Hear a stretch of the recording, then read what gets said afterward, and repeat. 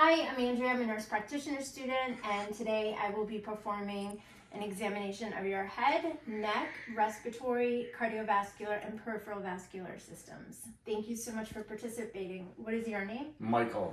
Hi, Michael. And can you tell us where we are? We are in Marlborough, Massachusetts. Okay, and do you know the date and time? Today is March 4th around 5 o'clock. Perfect. All right, so we'll get started. I'll wash my hands and start with just assessing the facial characteristics of Michael. I'm assessing for symmetry of the eyebrows, eyes, ears, looking for any signs of lesions, nevi. I'm also assessing for pallor, cyanosis. And then I'm inspecting his scalp. I'm looking for any scaling, again, lesions or nevi, noting the hair distribution with some male pattern baldness, but otherwise hair is fine and evenly distributed. I'm also palpating the contour of his skull, feeling for symmetry, any signs of trauma, lumps or bumps. Then moving into palpating the lymph nodes, starting with the occipital, postauricular, preauricular, tonsillar, submandibular, submental, posterior cervical, anterior cervical, deep cervical, supraclavicular, infraclavicular. And then if you don't mind just letting me borrow your arm, the axillary nodes, subscapular, lateral, central, pectoral, and bend your arm for me, epitrochlear. And then again on the other arm, subscapular, lateral, central, pectoral, and bend your arm, epitrochlear. Good, so now we're moving to assessing some of your cranial nerves. We're going to start with cranial nerve 5, the trigeminal nerve, and we'll be assessing the motor aspect of that nerve, starting by palpating your temporal lobe, moving down into your masseter muscle. If you can just open and shut for me, and one more time to resistance. Good, I'm feeling here for crepitation or any clicking of the jaw. And then moving to assessing the sensory portion of the trigeminal nerve, we'll use two objects, one for dull touch and one for sharp touch. So I'll be placing, with your eyes closed, I'll be placing these objects on your face. If you can just point to where I touch you with them. So starting with the soft. Good. And then the sharp object.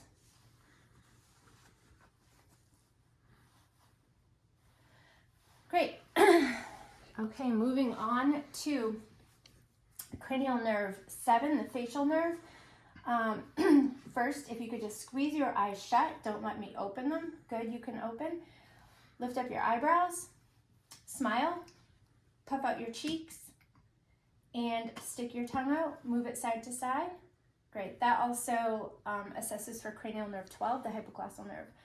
Next, we'll assess cranial nerve 11, the spinal accessory. If you can look all the way to the left, I'm going to place my hand on your cheek and try to move your neck against the resistance. Good, and again on the other side. Good. Now with my hands on your shoulders, try to shrug against the resistance. Great. Now we'll move on to the eye portion of the exam. And again, starting with inspection, I'm looking for symmetry of the eyebrows, the eyes. The conjunctiva is pink, the sclera is white, no erythema, signs of hemorrhaging. I'm palpating the palpebral folds, the lacrimal sacs and duct, no excessive tearing, dryness, drainage. I'll now move on to assessing cranial nerve 2, the optic nerve. By that we use the Snellen chart. So if you can cover one eye and just read out loud the smallest line that you can. LTFPH. Good. And then the other eye. LTFPH. Good. And that's pretty close to 20/20. Then next, assessment for cranial nerve 2 is testing your visual fields by confrontation. So I will be testing your peripheral vision. If you can tell me when you see my fingers come into your visual fields. Now. Now. Good. Looking straight ahead. Now. Good. Okay, next is testing for cranial nerves 3, 4, and 6. Those are oculomotor, trochlear, and abducens. So we do this by evaluating the 6 cardinal movements of gaze. So if you can just follow my finger.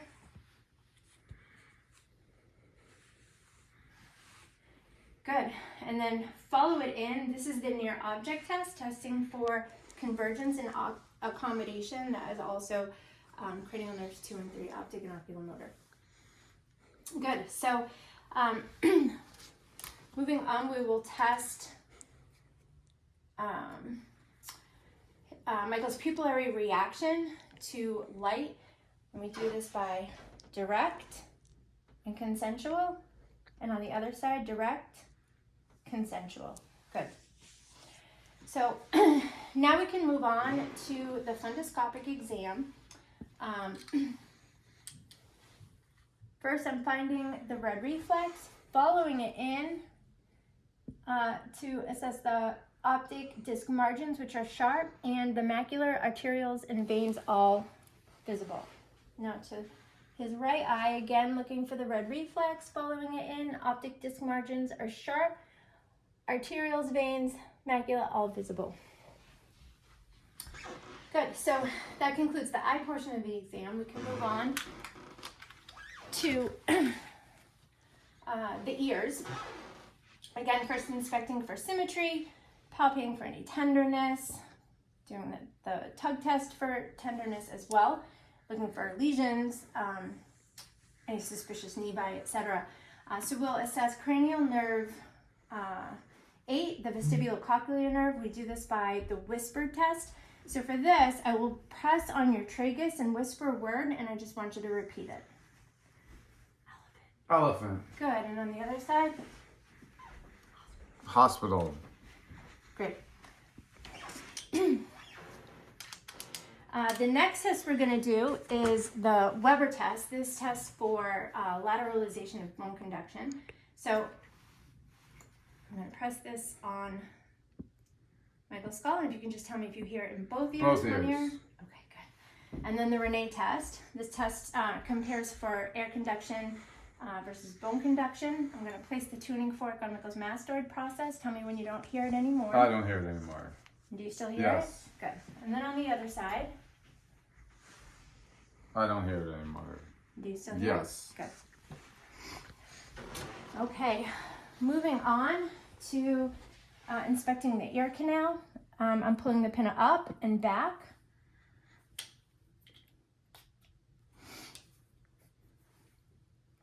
I'm looking for any erythema, edema. There's minimal cerumen, no scarring or perforation of the tympanic membrane, which is pearly gray, and the cone of light is visualized at 5 o'clock.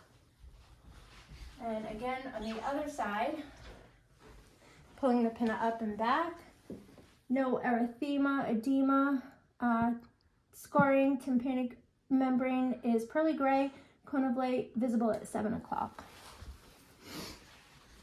So now moving on to the nose, again looking for symmetry, any lesions, palpating the frontal sinuses and the maxillary sinuses for any tenderness. Inspecting, if you don't mind tilting your head back a little bit, inspecting the nasal cavity. I'm not going to fully insert this as he will have a sneezing attack. But I can visualize the septal mucosa is pink. There's no septal deviation, no rhinorrhea, terminates are visible. And again, on the other side, mucosa pink, no polyps, no septal deviation, terminates visible, no rhinorrhea. I will check for patency of your nares. Stand for me. Good. And then to test cranial nerve 1, which is the olfactory nerve for smelling, if you can close your eyes, I'm going to hold one under each nostril, and if you can tell me what you smell. Orange. Lemon. Good. All right, moving on to the mouth. So first inspecting the lips, again for symmetry, any evidence of lesions, dryness, cracking, and if you can open your mouth for me, please. I'm inspecting the buccal mucosa, the top of the tongue, underneath the tongue, for any signs of lesions, which there is not. Oral mucosa is pink underneath the tongue. No lesions as well. Dentition looks good, no sign of decay. Gums are pink. If you mind sticking your tongue out and saying ah. Good. So uvula is midline, soft palate rises. Pillars present, tonsils 1+. And I also just tested cranial nerves 9, 10, and 12, the glossopharyngeal, vagus, and hypoglossal. So that concludes the mouth exam. Moving on to your neck, I'm inspecting the skin for color, any discoloration, warmth, torticollis. Trachea is midline. And I'm going to come around the back to do a posterior thyroid exam, if you don't mind swallowing for me. One more time, please. Good. So isthmus is palpable, thyroid is not. Good. So moving on now, the head and neck exam is complete. So we'll move on to the respiratory exam. First, I'm inspecting Michael for respiratory rate, depth, any signs of dyspnea, use of accessory muscles or intercostal retractions. I'm noting symmetry of chest expansion as he takes a breath. I'm also noting that he's not in the tripod position or any acute distress. So while I have him sitting here, I'm going to do the posterior thorax first. And again, inspecting first skin, color, warmth, any lesions, suspicious nevi. I'm also inspecting symmetry of the musculoskeletal landmarks, his shoulders, his scapula, spinal alignment, also palpating these structures as well, palpating the costovertebral angle. I'm also going to palpate for tactile fremitus posteriorly, if you can say 99 at each hand movement. 99, 99, 99. Good, and I'm expecting to feel that vibration. I'm also here palpating and percussing for diaphragmatic excursion, chest expansion. If you don't mind taking a deep breath for me, I'm at the 10th rib. Good. Just checking for symmetry of chest expansion. I'm now moving on to percussion.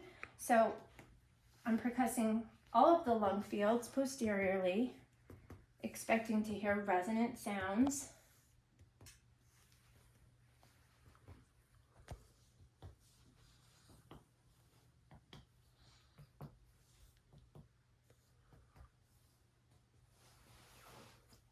Good. Also percussing the vertebral angle for any tenderness. Moving on to auscultating. I will auscultate all of the posterior lung fields for full inspiration and exhalation, using the ladder pattern and also auscultating laterally.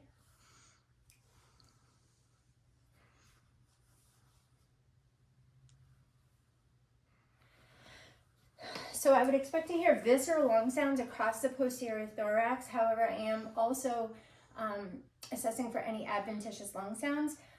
For example, crackles, which can be fine or coarse. Both are non-musical.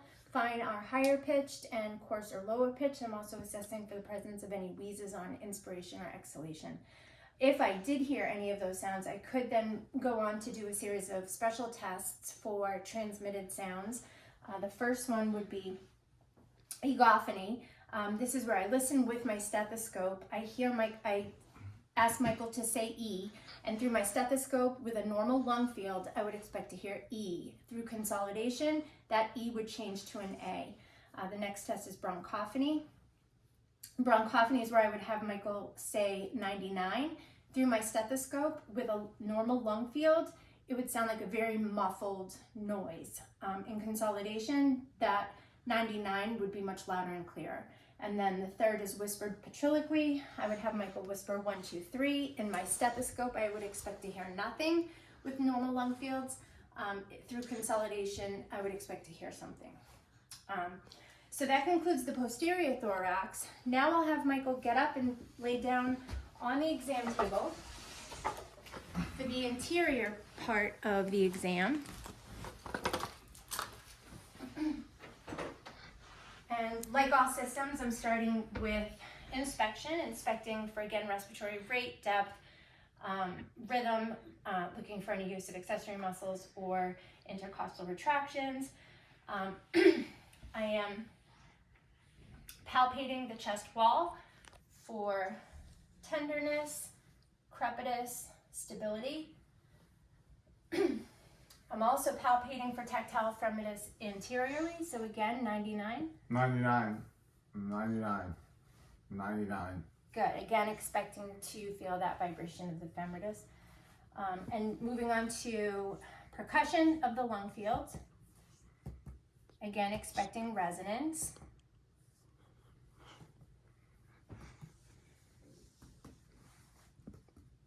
And laterally.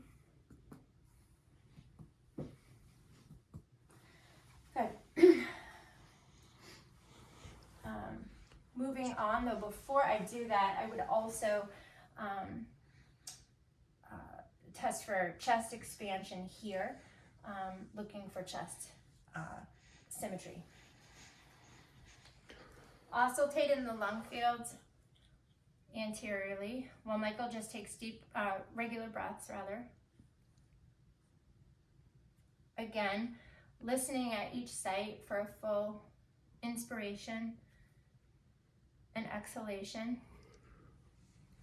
I am expecting to hear mostly vesicular lung sounds, although I might hear tracheal lung sounds up here.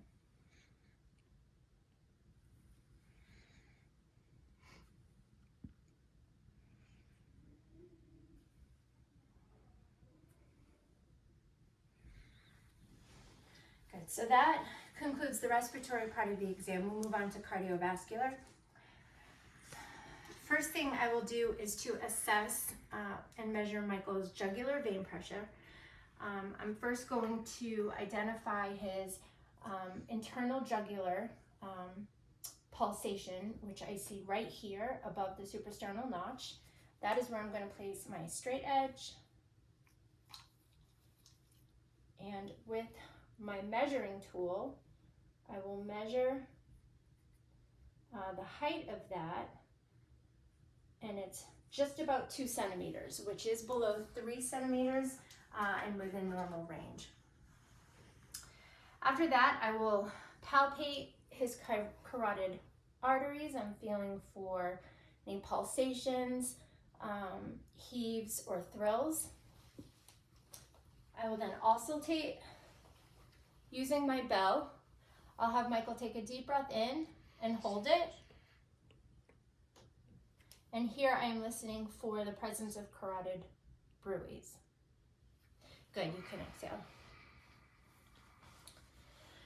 So moving on to inspecting the precordial area, I'm inspecting at the right sternal border at the second intercostal space, left sternal border, second intercostal space, down to the third, second, third, and fourth intercostal spaces, and moving over to the fifth intercostal space at the midclavicular line.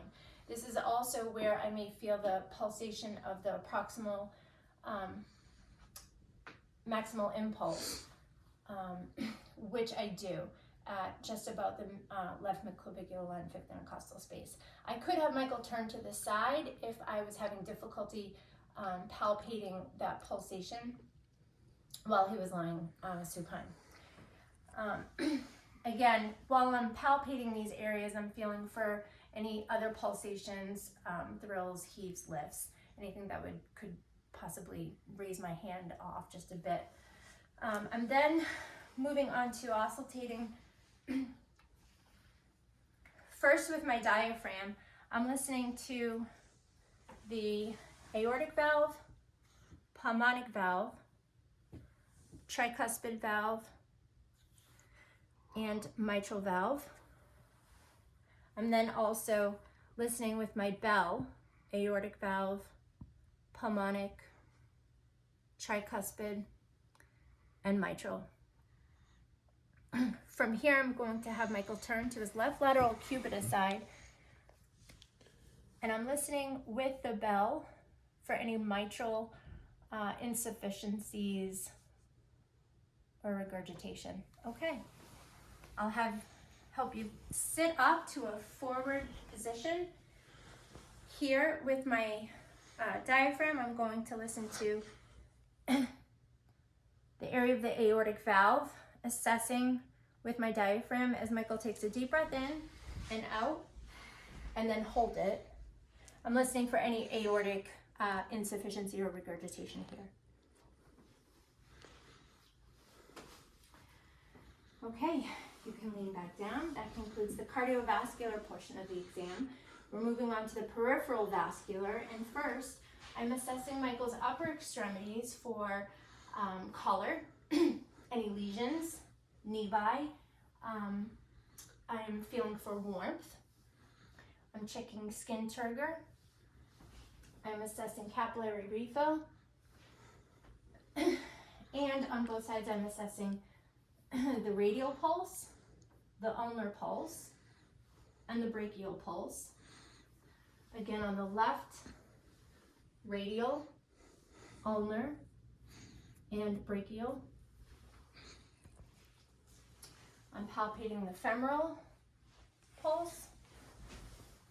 Moving down, if you could just uncross your legs and bend a little bit. Palpating the popliteal pulse. And on the left, palpating the popliteal pulse.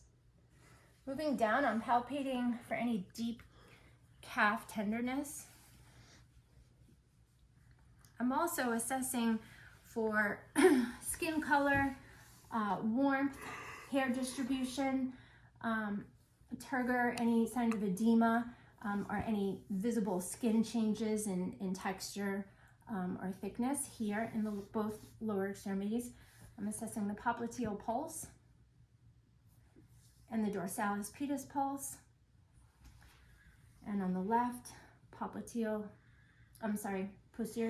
tibial and dorsalis pedis. And that includes the head, neck, respiratory, cardiovascular, and peripheral vascular system exam for today. Thank you so much for your participation. Thank you.